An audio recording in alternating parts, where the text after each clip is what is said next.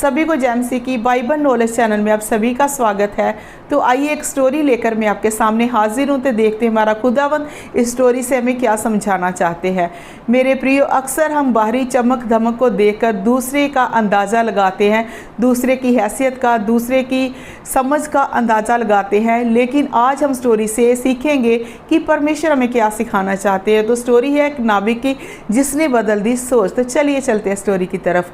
एक इंसान था जो बिजनेसमैन था, दूर देश से आया। एक गांव में उसने अपने काम के सिलसिले में, बिजनेस के सिलसिले में जाना था। उसे नहीं पता था कि आगे चलकर कोई भी रिक्शा, गाड़ी, कुछ भी उसे जाने के लिए नहीं मिलेगा। जब वो गांव में पहुंचा तो उसे पता चला कि जाने का, दूसरे गांव में पहुंचने का एकमात्र रास्ता इस गांव में जाना उसका बेहद ज़रूरी था। तो उसे पता चला अगर उस पार मैंने जाना तो एक नाव जाती है, तो उसे नाव में ही सवार होकर मजबूरी जाना पड़ा। तो जब वो नाव में सवार हो गया तो नाव चलाने वाला नाविक नाव को चलाने लगा।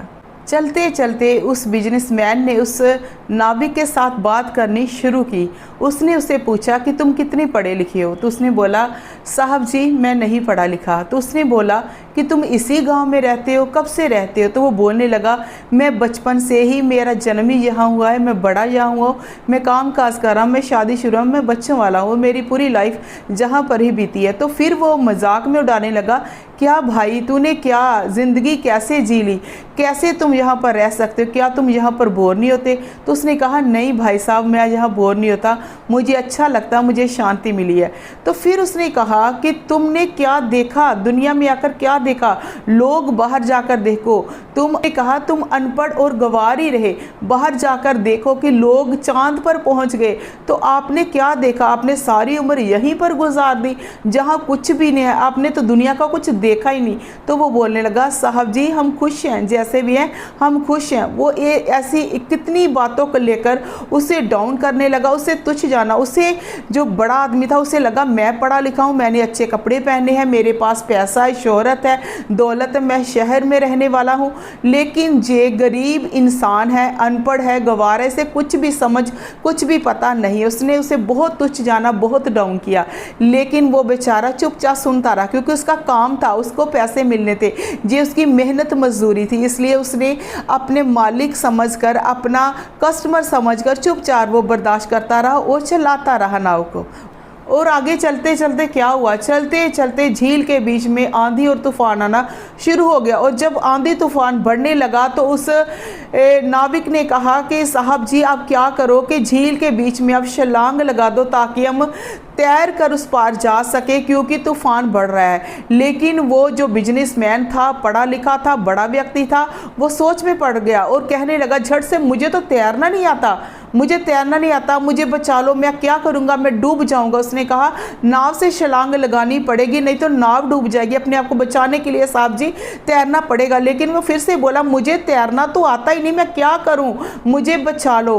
तो फिर उस नाविक ने क्या किया, नाविक को तैरना आता था क्योंकि उसका काम उसी झील में रहता था। उसने तैर कर उसको स्पोर्टली अपने साथ लिया और उस किनारे लगाकर सेफ्टली उसको पहुंचा दिया।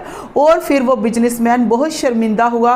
उसने उस गरीब से, जिसको वो अनपढ़ रहा था, गंवार समझ रहा था, छोटा समझ रहा था, गरीब समझ रहा था, उससे उसने क्षमा मांगी, माफ़ी मांगी कि भाई मुझे माफ़ कर, अगर तू ना होता मेरे साथ तो मैं डूब जाता, मैं मर जाता। अगर तू आज मुझे नहीं बचाता तो आज मैं जिंदा ना बचता। सचमुच कोई भी डिग्री, कोई भी पैसा काम नहीं आता जहाँ पर समझ काम आती है, जहाँ पर गुण काम आते हैं। इसलिए मेरे प्रियो, परमेश्वर ने हर एक को कोई ना कोई गुण जरूर दिया है। इसलिए परमेश्वर का कलाम भी कहता है कि किसी को तुच्छ ना समझो। और फिलिपियन 2:3 में भी परमेश्वर ने लिखा है कि दूसरे को अपने से अच्छा समझो, दीनता के साथ दूसरे को अपने से अच्छा समझो। मेरे प्रिय, परमेश्वर ने जो भी इंसान बनाए ना, सभी के अंदर कोई ना कोई कमी भी है, कोई ना कोई गुण भी है। कोई ऐसा इंसान नहीं जिसके अंदर कोई ना कोई कमी ना हो या कोई ना कोई गुण ना हो।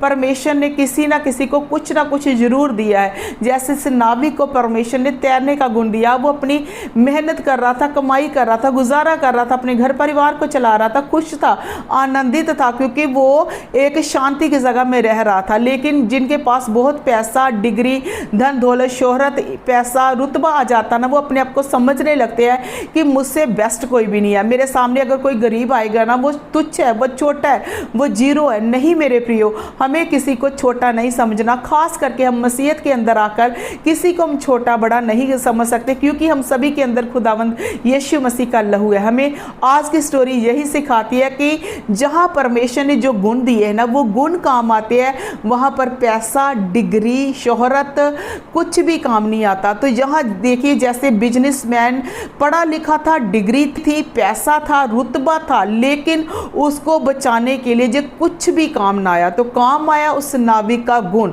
जो तैर सकता था, जिसने उसे बचा दिया। हालेलुया। इसलिए परमेश्वर कहता अपने मुंह से ऐसी बात निकालो जो दूसरे के उन्नति के लिए हो। इसलिए हमें कभी भी अपने मुंह से ऐसी बात किसी को कहकर छल्ली छल्ली नहीं करना, उसकी इंसल्ट नहीं करनी कि तुम छोटे हो, तुम तुच्छ हो, तुम्हें कुछ नहीं आता। परमेश्वर ने सब कुछ कुछ ना कुछ जरूर दिया है। इसलिए हर एक को उत्तम समझो, तुच्छ ना समझो। एक दूसरे की रिस्पेक्ट करो, वैल्यू करो, प्यार करो, एक दूसरे को आदर दो। हमारा परमेश्वर ऐसी बातों से प्रसन्न होता है। हालेलुया। परमेश्वर आप सभी को बहुत ब्लेस करे। अगर आपको ये स्टोरी अच्छी लगी हो, कुछ सीखा हो, तो प्लीज़ आप कमेंट करके बताना, ताकि मैं आगे भी परमेश्वर के आगे दुआ करूँ, परमेश्वर मुझे और भी ऐसी कहानियाँ दे, और भी वचन दे, ताकि मैं आपके साथ साझा कर सकूँ। प्रभु आपको बहुत ब्लेस करे। जय मसीह की।